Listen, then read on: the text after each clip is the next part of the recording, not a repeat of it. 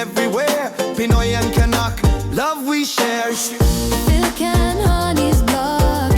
Tarana, come on. Every moment we capture. Every journey goes on. Smile and laugh, kasama ka. Silk and Honey's, let's explore the world, yeah. Welcome at Annabelle's Resort Agnoknok. Honey's, we keep it bright.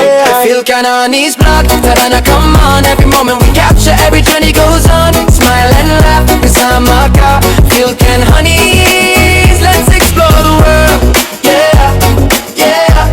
Feel Honey's, the vlog, let's go. First time at Annabelle Resort. By the way, they have also a restaurant where pag makapag-consume kayo ng 600 plus above, free yung entrance, pwede pang makaligo sa pool.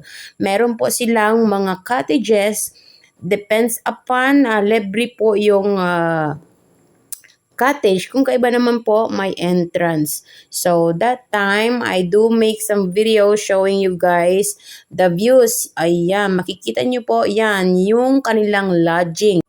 By the way, mga katoka, yung rate po ng rooms nila ay per day that cost 1,800 pesos. So, what are you waiting for, guys?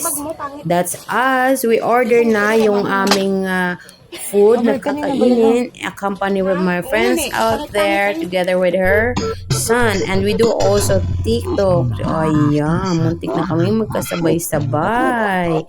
We just enjoy the view. And syempre, natuloy din yung matagal na naming plano na magpunta dyan sa resort.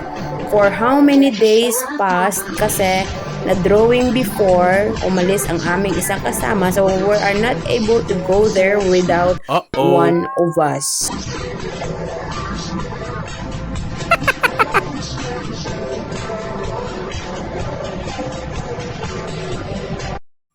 Sa mga nais pumunta at bumisita, pwede rin po kayo mag-bond ng inyong friends sa Agnoknok, Annabelle's Resort.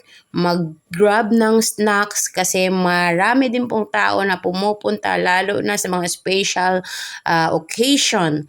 May mga kumakain din po doon ng mga international foreigner, cherish. So, enjoy swimming in a while. Actually guys, ang ganda ng pool, hindi siya machloride and hindi makati sa balat kasi as we experienced before sa ibang resort, mas patapang yung chlorine yan, yung parang normal water lang po siya. Malamig, tsaka hindi makati sa balat. So, what are you waiting for?